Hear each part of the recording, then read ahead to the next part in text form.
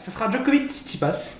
Un petit peu comme on pouvait s'y attendre. Très clairement, on va pas se le cacher, on va pas dire oh là, quelle surprise. Non, on s'y attendait. Djokovic contre Stefanos Tsitsipas. 10e finale en Australie pour Novak Djokovic qui a remporté ses 9 premières. Et première pour Stefanos Tsitsipas. Première finale en Australie, évidemment, il a déjà fait une finale à Roland-Garros contre le même Novak Djokovic. Dans cette vidéo, on va traiter d'ailleurs les enjeux, déjà les enjeux pour les deux joueurs, pour Tsitsipas, pour Djokovic, les armes et les faiblesses un petit peu qu'ils ont développées durant cet Open d'Australie. Et puis à la fin, mon avis, même si je pense que mon avis va un petit peu être un peu comme tout le monde, même s'il sera peut-être un petit peu nuancé. Allez, c'est parti tout de suite. On commence par les enjeux de Stefanos Tsitsipas, honneur au mieux classé. Eh oui.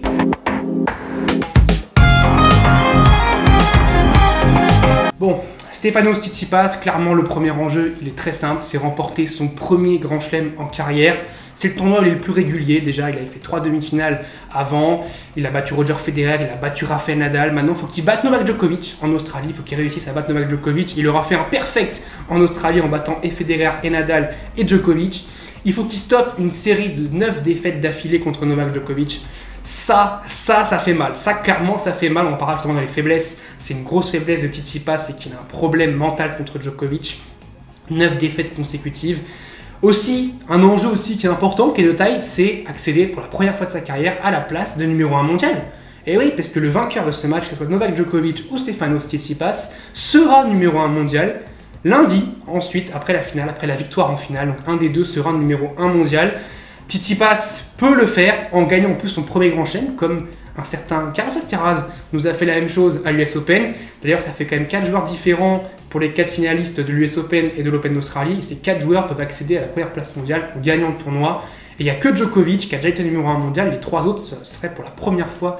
Rude, s'il avait gagné, c'était pour la première fois. Carlos Alcaraz, c'était pour la première fois. Et Tsitsipas, s'il gagne, c'est la première fois qu'il sera numéro 1 mondial. Les enjeux pour Novak Djokovic, là aussi, clairement, c'est assez simple à lire. Reprendre, reconquérir la première place mondiale. Je crois qu'il est à plus de entre 370 et 380 semaines. Donc il a déjà le record, mais c'est encore accentuer son record, qui est déjà un record large par rapport à Roger Federer qui a 310. Égaler Rafael Nadal, évidemment, en nombre de grands chelems. 22, je pense que ça c'est l'objectif principal pour Djokovic, c'est égaler Rafael Nadal. Faire une décima, remporter un 10e Open d'Australie en 10 finales, faire un perfect. C'est quand même dingue de se dire que ça fait quand même, il peut gagner 10 fois l'Open d'Australie, ce qui est colossal, et que tu as un joueur qui a quand même remporté aussi 14 fois le même grand chelem, ça aussi c'est dingue, mais on se rend pas compte à quel point ces joueurs-là sont fous, sont dingues. Même Federer qui a gagné 8 fois Wimbledon, j'allais dire 8 en mode belge, qui a gagné 8 fois Wimbledon, c'est colossal. Donc il peut remporter son 10e Open d'Australie, il peut aussi faire une 10e victoire d'affilée contre Tsitsipas, voilà, histoire de défoncer tout le monde. Et puis reprendre ta première place mondiale, voilà, c'est un petit peu les enjeux. Tout de suite, on va passer aux armes et aux faiblesses de chacun. On va commencer par Stefanos Tsitsipas. Tsitsipas, armes et faiblesses. Alors clairement en armes, je trouve qu'il a vraiment bien servi sur ce tournoi. Les points importants, même si j'ai un peu nuancé, parce que la demi-finale, il n'a pas été si bon que ça sur les points importants, mais les points importants, je trouve, avant la demi-finale, il était très très bon sur les points importants, notamment face à Sinner. Je crois qu'il sauve... je crois que Sinner est à 4 sur 26 aux balles de break, donc il y a 22 balles de break qui sont sauvées, enfin il y a peut-être raté par Sinner, mais il y en a aussi quand même pas mal qui sont sauvées par Tsitsipas. J'ai trouvé très bon sur ces points importants là. Face à Khachanov, par contre, ce qu'il a fait face à Khachanov, il ne faudra pas qu'il fasse face à Djokovic. Il sert pour le set dans le premier set, Khachanov revient et après il a 2 points de perdre le set, même si derrière après, il déroule le tie-break. Le troisième set, il sert pour le match, Khachanov revient. Il a 2 balles de match dans le tie-break, Khachanov revient, prend le troisième set, et après il a déroulé dans le quatrième, il s'est bien remis les idées en place. Je le trouve très confiant aussi, Tsitsipas, vraiment je trouve qu'il a... Des fois on sentait un petit peu évasif avec son père, un petit peu tendu, un petit peu mou. Là, je le trouve vraiment bien concentré, bien focus. Après évidemment c'est Novak Djokovic qui joue, c'est pas du niveau de Khachanov. Ce qui peut mettre en confiance aussi, c'est le public qui sera derrière lui. Après, est-ce que c'est un désavantage pour Djokovic d'avoir un public contre lui? Mais pour moi, c'est les armes de Tsitsipas, vraiment qui gagne les points avec son coup droit, qui se fasse un bon service, bon coup droit, qui gagne le point en 2-3 coups de raquette. Un peu comme Roger Federer l'a très bien fait à Wimbledon 2019. Alors je sais que c'est fini sur une défaite de Roger Federer, mais le match, le coup tactique qu'a fait Federer contre Djokovic, c'était ce qu'il fallait faire pour battre Novak Djokovic. D'ailleurs, ça s'est joué à un point près. Mais c'était le coup tactique pour battre Djokovic. Il fallait vraiment lui prendre le temps, rentrer direct, un peu aussi comme Stan fait. Stan, il mettait des gros missiles, il ne laissait pas de temps de respirer. Face à Djokovic, c'est ce qu'il faut faire, ne pas lui laisser le temps de respirer. Parce que s'il peut rester sur sa ligne et contrôler l'échange, t'es mort. Qui que tu sois, t'es mort. Parce que c'est Djokovic. Et s'il y a bien un métronome sur le circuit, c'est Novak Djokovic. Pour Novak Djokovic, les armes, évidemment, le patron de l'Open d'Australie, clairement. Comme je l'ai dit, s'il y a bien un plus grand défi, c'est de battre Rafael Nadal à Roland Garros, battre Novak Djokovic à l'Open d'Australie depuis 2011. C'est quand même un défi assez colossal, hein. Surtout un Novak Djokovic qui est quand même très très bon. Il est aussi en mission, on le sent quand même, ce qui s'est passé l'année dernière, ça l'a affecté. Il est vraiment en mission, il a envie de défoncer tout le monde, on l'a vu, il a défoncé De Minaur, il a défoncé Rublev. Contre Tommy Paul, il a un petit peu eu un coup de mou, et c'est ça aussi, c'est un petit peu une mini-arme, mini-faiblesse, parce qu'il est capable d'avoir de grosses absences, parfois, même si c'est aujourd'hui le meilleur joueur du monde, il est capable d'avoir de grosses absences. Mais même avec ces grosses absences, il garde quand même une marge conséquente, et il met 7-5, 6-1, 6-2 à Tommy Paul, en ayant eu des trous d'air et en ayant fait 24 fautes directes dans le premier set, 24 fautes directes dans le premier set, ce qui est plus que sur le mat face à Rublev. Donc voilà, après s'il fait ça face à Tsitsipas, peut-être que ça passera pas. On a quand même un Djokovic qui est globalement bon. Vraiment pour moi, la plus grosse faiblesse pour Novak Djokovic, c'est clairement sa cuisse. Je l'ai senti un petit peu plus gêné. Franchement, il n'était pas gêné face à De Minaur et face à Rublev. Je l'ai senti un petit peu plus gêné, notamment sur les appuis revers, appuis ouverts en revers. C'est un peu compliqué.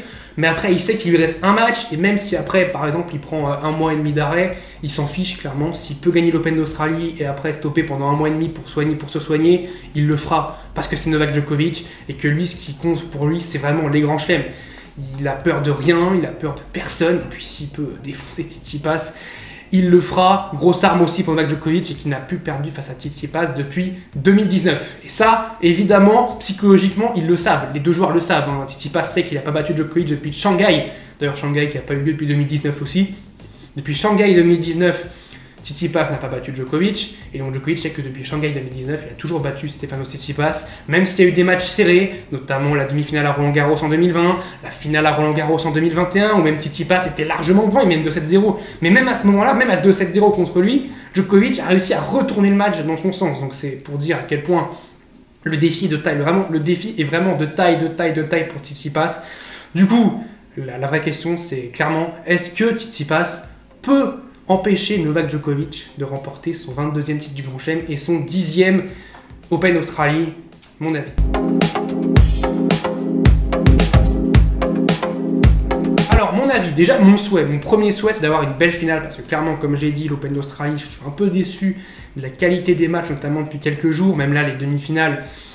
Voilà, Djokovic, Tommy Paul, de toute façon on savait que Tommy Paul n'allait pas pouvoir déranger Novak Djokovic, même s'il est un petit peu plus gêné que Rublev. Je dis qu'il avait un petit peu plus d'armes que Rublev, qu'il tenait un peu mieux l'échange que Rublev, mais bon, derrière voilà. Je pense que Tsitsipas, c'est peut-être sur ce tournoi le joueur qui peut le plus empêcher Novak Djokovic.